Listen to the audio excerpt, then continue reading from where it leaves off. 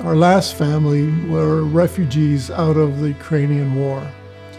And I was in a car driving to Mexico with a van full of bags and suitcases from all our students.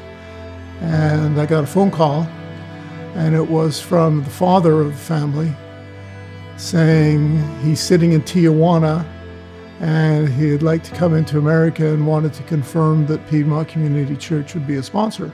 We said yes in the car. I was able to coordinate with Bob and Judy Wright back here, and while I was in Mexico building houses, they got airplane tickets for the family and flew the family from San Diego up here to Oakland, and it happened really fast. This was no agency, this was a direct family to family, family to church reaction, and it just happened very quickly.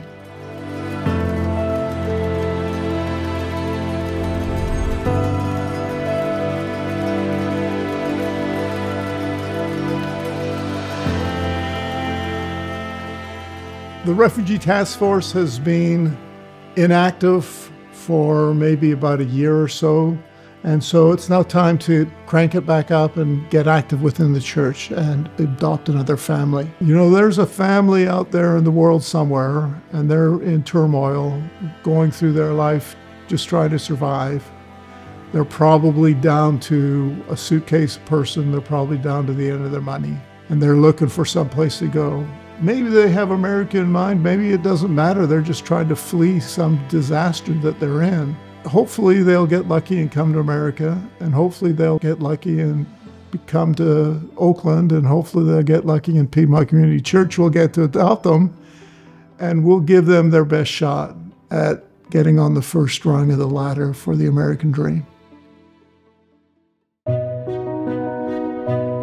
I was tutoring through Children Rising, a second grader at Garfield Elementary School. And I tutored her, you know, for a number of months, and it was getting toward the end of the school year. And if we had extra time, I'd always put out some paper and let her draw with markers and stuff. She was drawing away, and I looked down to see what she's drawing, and she drew this heart, and underneath she said, "I love you."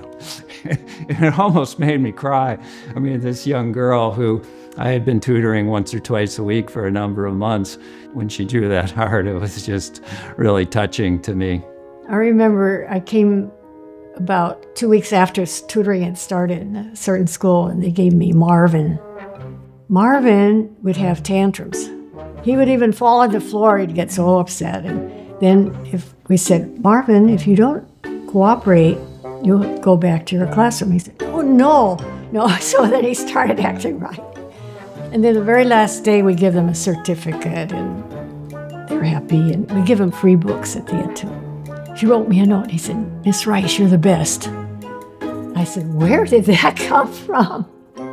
So you just don't know how you are affecting someone. One of the reasons that attracted me to Piedmont Community Church when I joined is the service that we could provide. And the Mexico mission trip is something that early on I fell in love with, and have done that for over 20 years. And working with organizations like Harbor House and Children Rising, tutoring kids.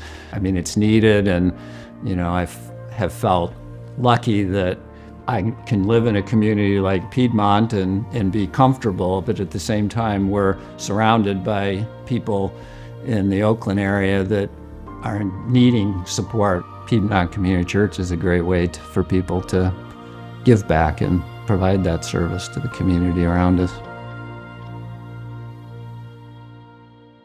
As church president and member of the stewardship committee at Piedmont Community Church for these past 15 years, I have one simple request for you today. Please participate in this year's Together campaign. We have a $1.1 million financial goal, but more importantly, we are seeking 100% participation.